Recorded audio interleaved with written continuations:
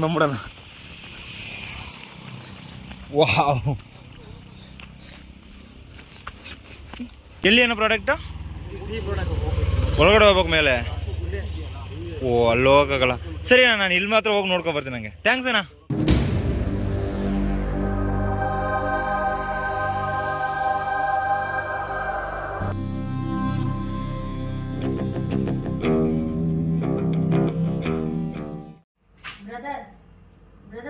ಹಾಂ ಬ್ರದರ್. ಹಾಂ ಇದ್ದೆ ಬ್ರದರ್. ಸ್ಕೋಡ್ ಎಲ್ರಿಗೂ ಬೆಳಗಿನ ಶುಭೋದಯ. ಆ್ಯಕ್ಚುಲಿ ನೆನ್ನೆ ಬಂಕಲ್ಲಿ ಸ್ಟೇ ಮಾಡಿದ್ದೆ. ಟೆಂಟ್ ಹಾಕಿ ಜಾಗ ನೋಡಿದ್ರೆ ನೀವೆಲ್ಲ ಬೆದರ್ಕೊಬಿಡ್ತೀರಾ. Good morning brothers. ಇಬ್ಬರು ಬಂದು ನಿಂತಾರೆ ನೋಡಿ ನನ್ನ ಕರೀಲಿಕ್ಕಂತೆ. ಇದೇನು ರೂಮ್ ಬ್ರದರ್? ವೇಸ್ಟ್ ರೂಮ್ ಅಲ್ಲ? ಸ್ಕೋಡ್ ಆ್ಯಕ್ಚುಲಿ ಇದೇ ರೂಮಲ್ಲಿ ಟೆಂಟ್ ಹಾಕಿ ಸ್ಟೇ ಮಾಡಿದ್ದು ನೋಡಿ. ಜಾಕಿಯಲ್ಲಿ ಇಟ್ಟಿದ್ದೀನಿ. ಓಕೆ, ಇವಾಗ ಇಲ್ಲಿಂದ ಎದ್ದು ರೆಫ್ರೆಶ್ ಆಗಿ ಮತ್ತೆ ಮುಂದ್ಗಡೆ ಹೋಗ್ಬೇಕು. ಮೊದಲು ರೆಫ್ರೆಶ್ ಆಗಿ ಬಂದುಬಿಡ್ತೀನಿ. ರೆಫ್ರೆಶ್ ಆಗಿದ್ದೀನಿ, ಮತ್ತು ಜಾಕಿನೆಲ್ಲ ಪ್ಯಾಕ್ ಮಾಡಿ ಇಟ್ಟಿದ್ದೀನಿ. ಇವಾಗ ನಮ್ಗೆ ಹೆಲ್ಪ್ ಮಾಡಿರಲ್ಲ, ಅವ್ರಿಗೆ ಹೇಳ್ಬಿಟ್ಟು ಹೋಗ್ಬಿಡೋಣ. ಅಣ್ಣ ಹೋಗಿದ್ದು ಬರ್ತೀನಿ ಅಣ್ಣ. ಥ್ಯಾಂಕ್ಸ್ ಅಣ್ಣ.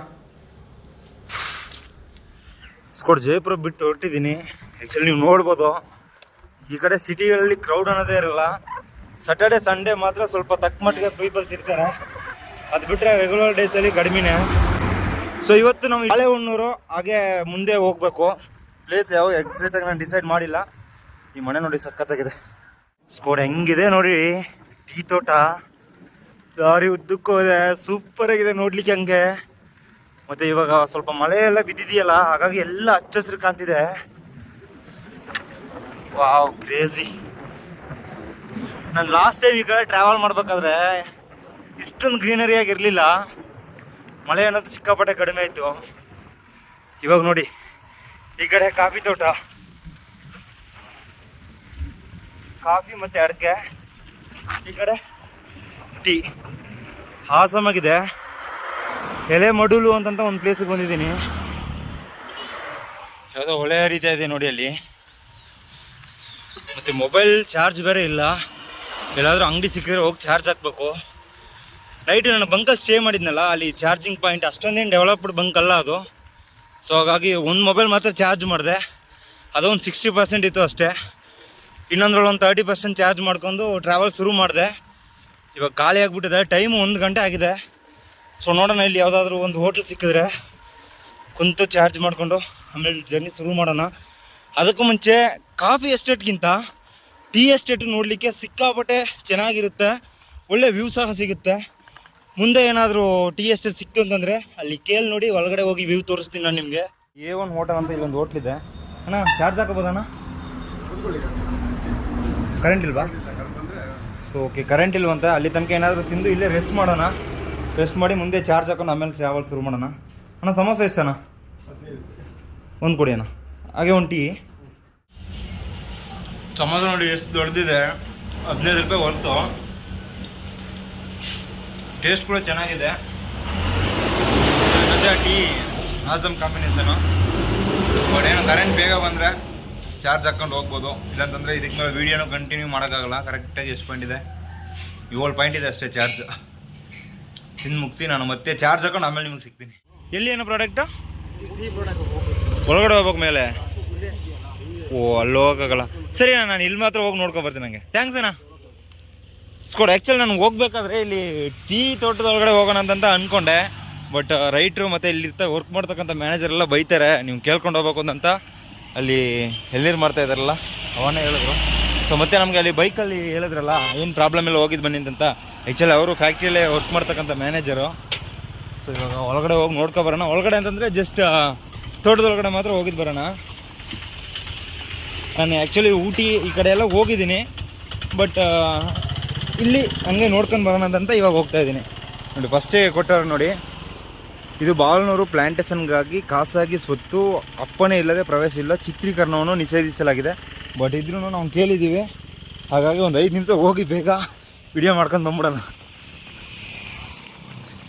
ವಾವ್,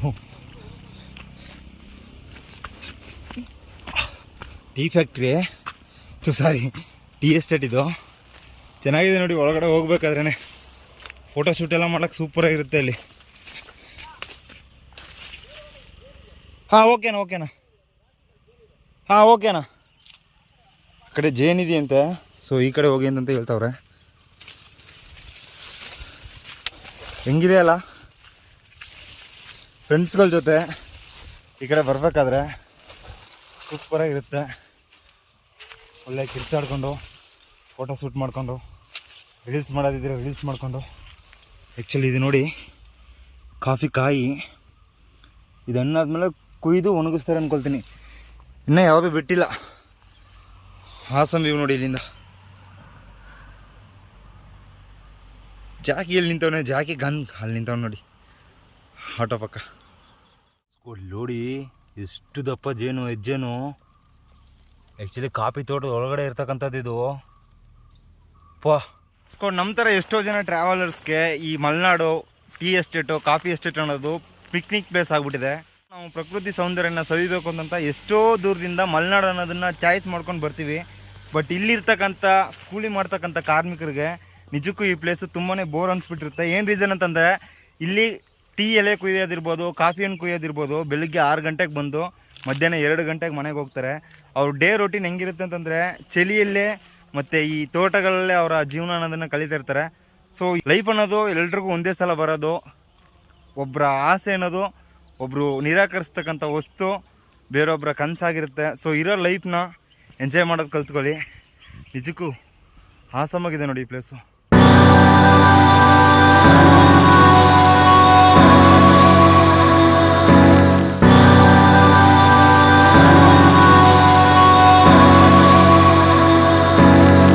ಟೀ ಎಸ್ಟೇಟ್ ನೋಡಿದ್ರಿ ಅಂದ್ಕೊಳ್ತೀನಿ, ಆದರೆ ನೆಕ್ಸ್ಟು ಕಾಫಿ ಎಸ್ಟೇಟ್ ತೋರಿಸ್ತೀನಿ. ಈ ಟೈಮಲ್ಲಿ ಹಣ್ಣಾಗಿರ್ತವೆ, ಸೊ ನೋಡ್ಲಿಕ್ಕೆ ಚೆನ್ನಾಗಿರುತ್ತೆ, ಅದನ್ನು ಸಹ ತೋರಿಸ್ತೀನಿ.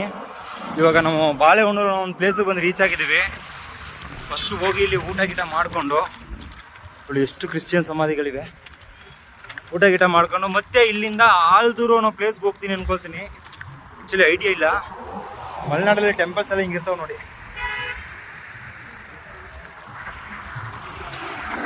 ಸೊ ಆಲ್ದೂರು ಇಲ್ಲಾಂದರೆ ಅದಕ್ಕೆ ಮುಂದೆ ಯಾವುದಾದ್ರೂ ಒಂದು ಸಿಟಿ ಥರ ಇದ್ದರೆ ಆ ಕಡೆ ಟ್ರಾವೆಲ್ ಅನ್ನೋದನ್ನು ಕಂಟಿನ್ಯೂ ಮಾಡೋಣ. ಇಲ್ಲಿಂದ ಚಿಕ್ಕಮಂಗ್ಳೂರಿಗೆ 54 ಕಿಲೋಮೀಟರ್ ಇದೆ ಅಷ್ಟೇ.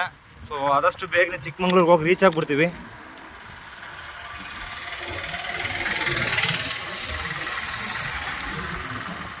ಬೆಂಗಳೂರಿಂದ ಆ ಕಡೆ ಇರ್ತಕ್ಕಂಥ ಸಿಟಿಗಳಲ್ಲಿ ಮಾತ್ರ ಪಾಪ್ಯುಲೇಷನ್ ಅನ್ನೋದು ಜಾಸ್ತಿ ಇರುತ್ತೆ.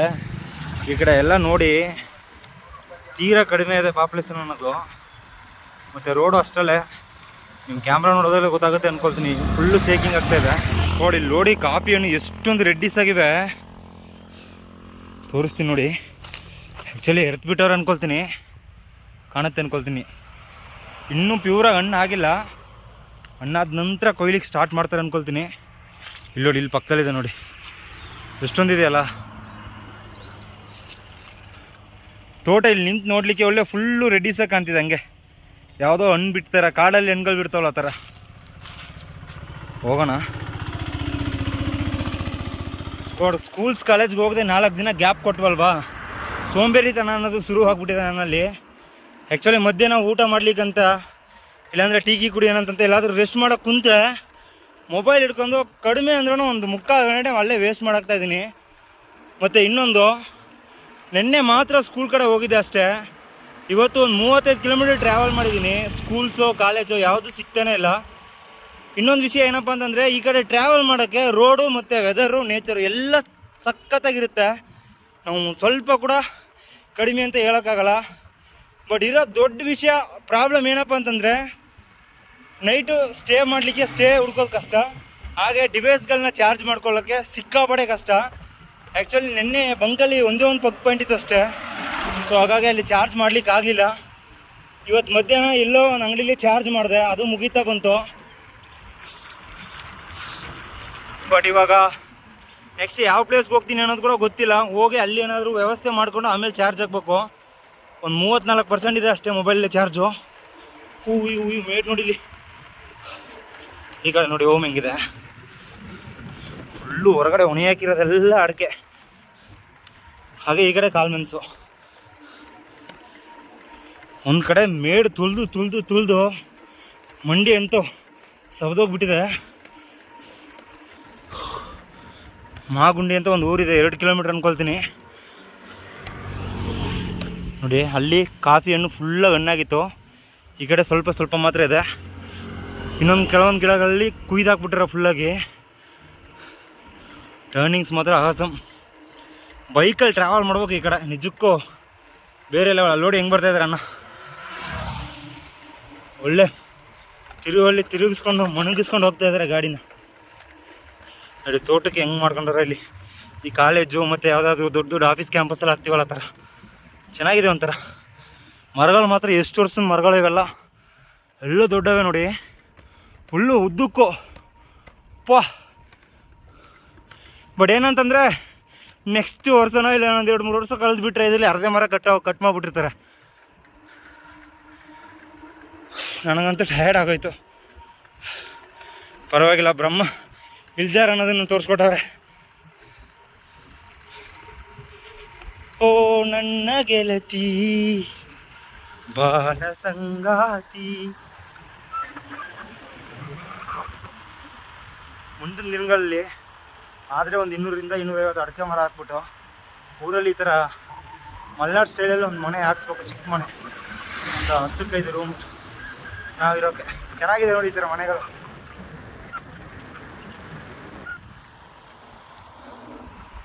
ಎಲ್ಲ ಹೋಗ್ತಾ ಇದ್ದಾರೆ ಪಾಪ ಅವರು, ಕಾಲ್ ಮೇಲೆ ಸಿಸ್ಟೋಣಿಗೆ ಅವರು. ಸ್ಕ್ವಾಡ್ ಇನ್ನೊಂದು 10-15 ದಿನದ ತನಕ ಫಾಗಲ್ಲೇ ಬಿದ್ಕೊಂಡು ಸಾಯ್ಬೇಕು. ಆ್ಯಕ್ಚುಲಿ ಮಾಗುಂಡಿ ಏನೋ ಒಂದು ಪ್ಲೇಸಿಗೆ ಬಂದು ರೀಚ್ ಆಗಿದ್ದೀನಿ. ಇವತ್ತು ಸಹ ನಾವು ಅತ್ತೆ ಮನೇಲಿ ಟೆಂಟ್ ಹಾಕೊಳ್ಳೋಕೆ ಹೋಗ್ತಾ ಇದ್ದೀವಿ. ಬಂದು ಕೇಳಿದ್ದೀನಿ, ಓಕೆ ಬ್ರದರ್ ಊಟ ಗಿಟ ಮಾಡ್ಕೊ ಬನ್ನಿ ಅಂತಂತ ಹೇಳಿದ್ರು. ಆ್ಯಕ್ಚುಲಿ ಆ ಕಡೆ ಹೋಟ್ಲ್ ತಡಿಕೊಂಡು ಹೋದೆ, ಬಟ್ ಹೋಟೆಲ್ಸ್ ಇರೋ ಥರ ಕಾಣಲಿಲ್ಲ. ಬ್ರದರ್ ಎಲ್ಲೇ ಹೋಟ್ಲಿದ್ದಿಲ್ಲ ಅಂತಂದ್ರು ಕೆಳಗಡೆನ ಬಾಗ್ಲಾಕೋರೆ ಇನ್ನೂ ಕೆಳಗಡೆ ಹೋಗ್ಬೇಕಾ? ಓಕೆ ಆ್ಯಕ್ಚುಲಿ ನಮಗೆ ಟೆಂಟ್ಗೆ ಹೆಲ್ಪ್ ಮಾಡೋದು ಇವ್ರೆ. ನಿಮ್ಮ ಹೆಸರು ಬ್ರದರ್? ನಿತಿನ್ ಅಂತ. ಅವನಲ್ಲಿ ಸಿಸಿಯಾ ಓಯ್ ಹಾಯ್. ಆ್ಯಕ್ಚುಲಿ ಇವರೇ ನೋಡಿ ರಸಿಕರವಲ್ಲ, ಈ ಏರಿಯಾದಲ್ಲಿ ಯಾವುದೇ ಹೆಣ್ಮಕ್ಳು ನಂಬರ್ ಕಳೆದ್ರೂ ಕೊಡ್ತಾರಂತೆ. ನ್ಯೂಸ್ಗಳು ಇವತ್ತು ಆ್ಯಕ್ಚುಲಿ ಟೆಂಟ್ ಹಾಕೊಳ್ಳೋಣವಾ ಇಲ್ಲ ಬಸ್ಸಲ್ಲೇ ಮಲ್ಕೋಬೋದು ಅಂತಂತ ಹೇಳಿದ್ರು. ನೋಡೋಣ, ಆದರೆ ಟೆಂಟ್ ಪಿಚ್ ಮಾಡೋದು ಏನಪ್ಪ ಪ್ರಾಬ್ಲಮ್ ಅಂತಂದರೆ ಮಾರ್ನಿಂಗ್ ಎದ್ದ ತಕ್ಷಣ ಒಂದು 1 ಅವರಿಂದ 1.5 ಅವರ್ ವೇಸ್ಟ್ ಮಾಡಬೇಕಾಗತ್ತೆ. ಹಿಬ್ನಿ ಬಿದ್ದು ಒಳ್ಳೆ ಮಳೆ ಬಿದ್ದ ತೇವ ಆಗ್ಬಿಟ್ಟಿರುತ್ತೆ ಅದು. ಸೊ ಹಾಗಾಗಿ ಪ್ಲ್ಯಾನ್ ಮಾಡ್ತೀನಿ, ನೋಡೋಣ. ಆದರೆ ಬಸ್ ಒಳಗಡೆ ಏನಾದರೂ ಕಂಫರ್ಟಬಲ್ ಇತ್ತು ಅಂತಂದರೆ ಬಸ್ ಒಳಗಡೆ ಉಳ್ಕೊಳ್ಳೋ ಒಂದು ವ್ಯವಸ್ಥೆ ಮಾಡ್ಕೋಬೇಕು. ಎನಿವೇಸ್ ಕೂಡ ಇವತ್ತಿನ ಲಾಗ್ ವಿಡಿಯೋ ಚೆನ್ನಾಗಿರುತ್ತೆ ಅಂತಂತ ನಂಬ್ತೀನಿ. ನಿಮ್ಗೇನಾದರೂ ಇಷ್ಟ ಆಗಿತ್ತು ಅಂತಂದರೆ ಲೈಕ್ ಮಾಡಿ, ಇಷ್ಟ ಆಗಲಿಲ್ಲ ಅಂತಂದರೆ ಡಿಸ್ಲೈಕ್ ಮಾಡಿ. ಮರೀದೆ ನಿಮ್ಮ ಮನಸ್ಸಲ್ಲಿ ಏನು ಅನಿಸುತ್ತೋ ಅದನ್ನು ಕಮೆಂಟ್ ಸೆಕ್ಷನ್ ಮೆನ್ಷನ್ ಮಾಡಿ ತಿಳಿಸಿರಿ. ಹಾಗೆ ನನ್ನ ಚಾನಲ್ಗೆ ಯಾರಾದರೂ ಹೊಸಬರಾಗಿ ಬಂದರೆ ಮರೀದೆ ಸಬ್ಸ್ಕ್ರೈಬ್ ಆಗಿ ಬೆಲ್ ಬಟನ್ ಕ್ಲಿಕ್ ಮಾಡಿ ಆಲ್ರೆಡಿ ಇಟ್ಕೊಳ್ಳಿ. ಹಳೆ ಸಬ್ಸ್ಕ್ರೈಬರು ವೀಡಿಯೋನ ಪೂರ್ತಿ ನೋಡಿ, ಫ್ರೆಂಡ್ಸು ಫ್ಯಾಮಿಲಿ ಅಂತ ಎಲ್ರಿಗೂ ಶೇರ್ ಮಾಡ್ತಾಯಿರಿ. ಹಾಗೆ ಸತತವಾಗಿ ಸಪೋರ್ಟ್ ಮಾಡ್ತಾಯಿರಿ. ಇನ್ನೂ ಒಂದಷ್ಟು ಒಳ್ಳೆಯ ಕೆಲಸಗಳನ್ನ ಮಾಡಲಿಕ್ಕೆ ಬೆಂಬಲ ಅನ್ನೋದನ್ನು ಕೊಡ್ತಾನೆ ಇರಿ. ಮತ್ತು ನಾಳೆ ಹೊಸ ಲಾಗ್ ವೀಡಿಯೋದಲ್ಲಿ ಸಿಗ್ತೀನಿ. ಅಲ್ಲಿ ತನಕ ಎಲ್ಲರೂ ಸೇಫಾಗಿ ಖುಷಿಯಾಗಿರಿ. ಜೈ ಕರ್ನಾಟಕ. ಮತ್ತೆ